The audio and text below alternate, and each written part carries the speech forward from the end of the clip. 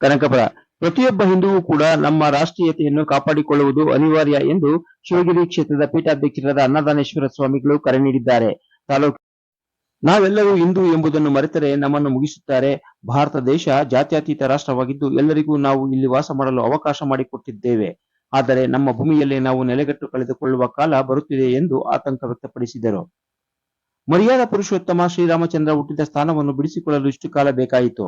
ಜನವರಿ 22ರಂದು ಶ್ರೀರಾಮ ಮಂದಿರದ ನಿರ್ಮಾಣವಾಗಿ ಲೋಕಾರ್ಪಣೆಗೊಳ್ಳುತ್ತಿದೆ. ಹಾಗಾಗಿ ಪ್ರತಿಯೊಬ್ಬ ಭಾರತೀಯರು ಪಕ್ಷಭೇದ ಮರೆತು ಪವಿತ್ರ ಮಂತ್ರಾಕ್ಷತೆಯನ್ನು ಮನೆ ಮನೆಗೆ ತಲುಪಿಸುವ ಕೆಲಸ ಮಾಡುವ ಮೂಲಕ ಶ್ರೀರಾಮನ ಕೃಪೆಗೆ ಪಾತ್ರರಾಗುವಂತೆ ಕರೆ ನೀಡಿದರು.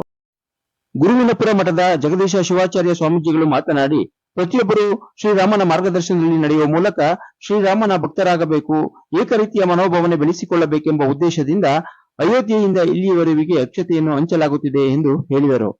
ಕೋಲಾರದಲ್ಲಿ ಮನೆ ಮನೆಗೆ ಪವಿತ್ರ ಮಂತ್ರಾಕ್ಷತೆಯನ್ನು ತಲುಪಿಸುವ ಅದ್ಭುತ ಕಾರ್ಯಕ್ರಮ ನಡೆಯಿತು.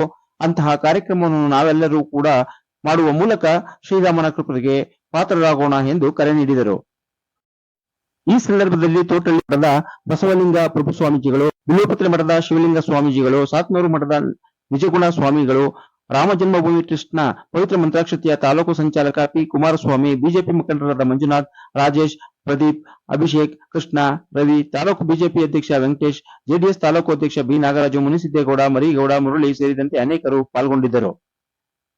ಇದೇ ಸಂದರ್ಭದಲ್ಲಿ ಜಿಕ್ಕೇಗೌಡನ ದೊಡ್ಡಿಯಿಂದ ಅಚ್ಚಲು, ತೋಟಹಳ್ಳಿ ಮಠ, ಸಾತ್ನೂರು, ಕಾಡಹಳ್ಳಿ, ಹಲಸೂರು, ಹೊನ್ನಿಗಾನಹಳ್ಳಿ, ಕಬ್ಬಾಳು, ಅರೆಕಟ್ಟೆ ದೊಡ್ಡಿ, ಚೂಡಳ್ಳಿ ಗ್ರಾಮ ಪಂಚಾಯಿತಿ ವ್ಯಾಪ್ತಿಯಲ್ಲಿ ಪವಿತ್ರ ಮಂತ್ರಾಕ್ಷತೆಯನ್ನು ವಿತರಿಸಲಾಯಿತು.